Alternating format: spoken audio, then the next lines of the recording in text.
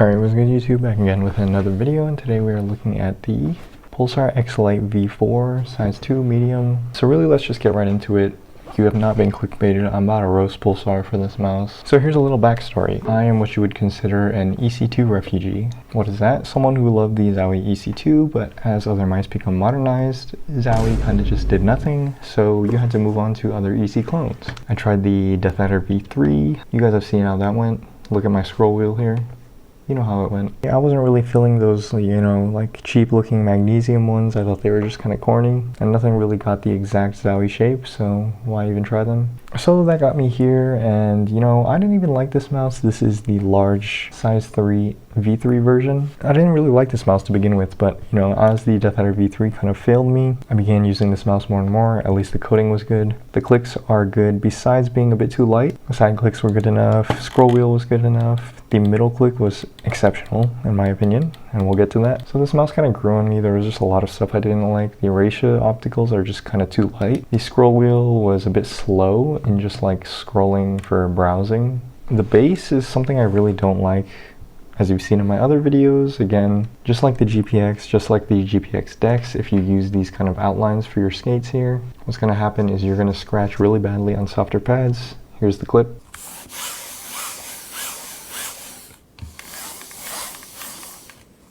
And the final thing is that this thing slam clicks in 2024. The main competition I compared it with was Lamzu. Lamzu pushed a firmware update to all their mice to make a slam click filter. Filters out all the slam clicks. It's really easy. When the sensor lifts and when it returns to the surface for a small amount of time, do not register a click input. It's not that hard. Pulsar didn't do it. So yeah, while I like the mouse for what it is and the price point, Pulsar had some work to do, right? So that's why I'm about to roast them, because this looks like the exact same thing down to the T. Look when I flip it too.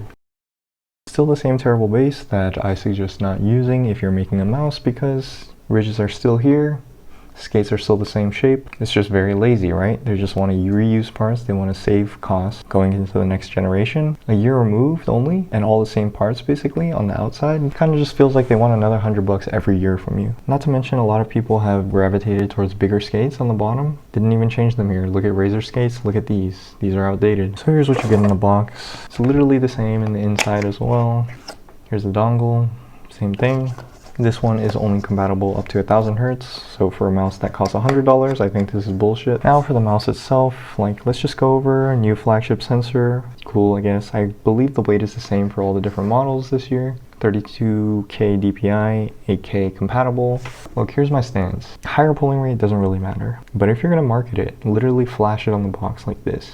It better be able to do what it says without buying an extra dongle. Lamzu does it, Razor's starting to do it. Logitech does it. You are not special, Pulsar. You should be including dongles in the box. Okay, what they said, they actually changed the mouse. They said the structure is reinforced, and that's where I will give them credit. This thing feels very, very solid. Obviously, they did something to make the sturdiness of the shell better. Compared to my old large, I can feel the plastic bending and you can hear it creaking, so that's good. Next thing they changed is they went from Racia opticals to Kale opticals. It doesn't say here. It doesn't say, it just says optical switches. And I'm not surprised that they don't specifically advertise Kale opticals, because they're bad. Let me just tell you.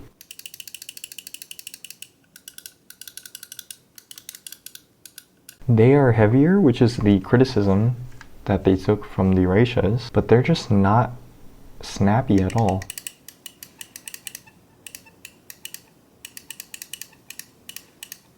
Now it's even squeaking. I don't know if you can hear that.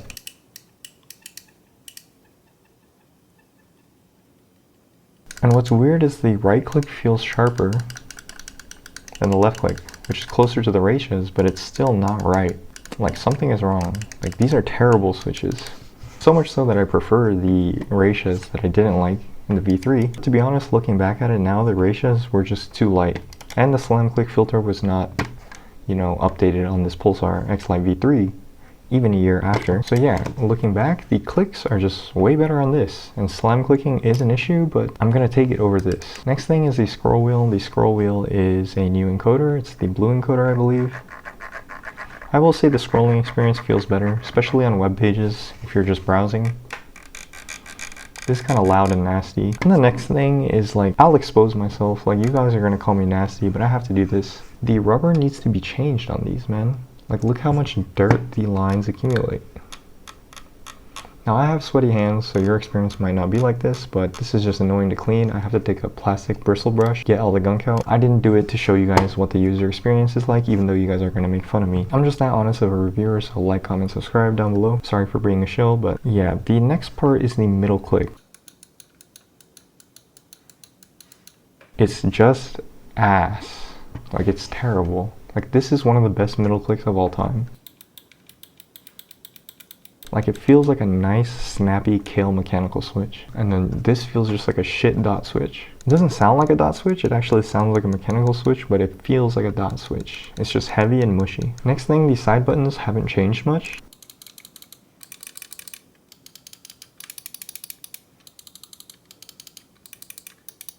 A bit snappier here, but as you will see, there is like a loose button here.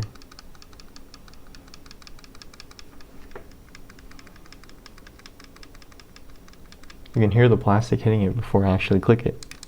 So another lack of quality coming from Pulsar. So here's my biggest gripe. So I bring this dongle because this is a very important dongle for what I'm about to say. I use this mouse and I use it on 1000 Hertz, even with this dongle. But now that I have a 360 Hertz monitor, sometimes when I'm playing those high FPS competitive games with the 360 Hertz on, I will bump this up to 4K. You pay another $20 for this on top of the $100 mouse, right? And you get 4K. So I upgrade to the new one. And I'm like, oh, let me pair this. I'm gonna test the new one and I'm gonna pair this to the Pulsar 4K dongle. It says up to 8K polling, dongle purchase required for 8K polling. This is not the 8K polling dongle, so you cannot pair this with this. Now that might make sense to you, but what about Razer? Razer has this singular dongle, right? The hyper polling dongle.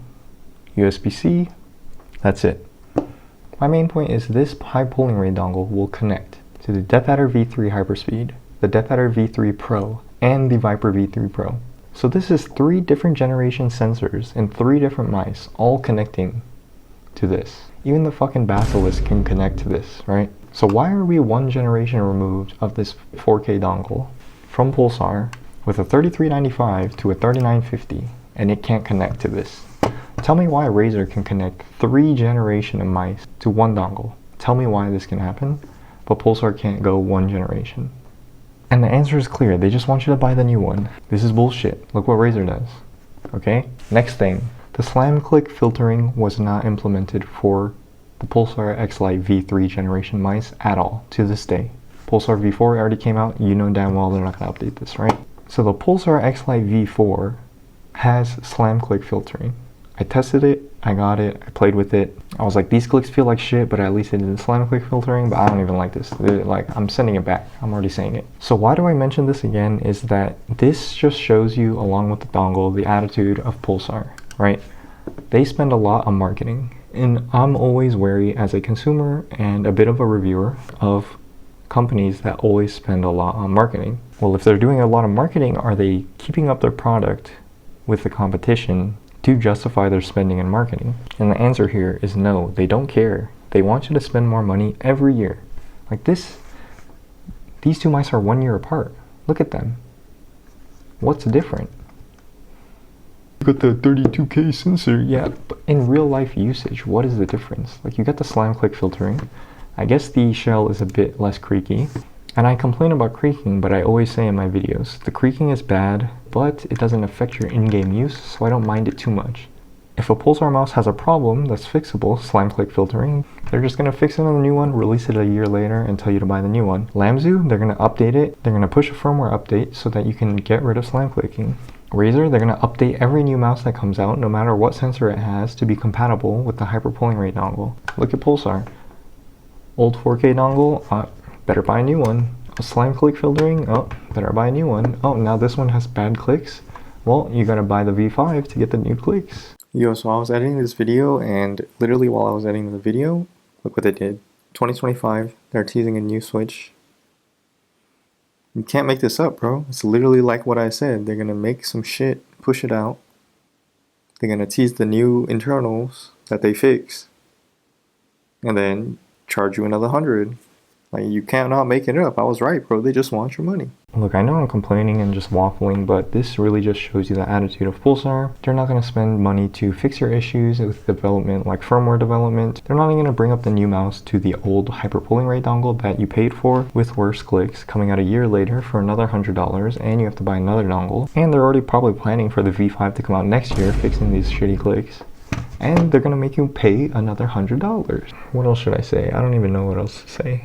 Final verdict, don't buy this shit. Don't support this shit. Don't buy their dongles. Man, fuck all these dongles.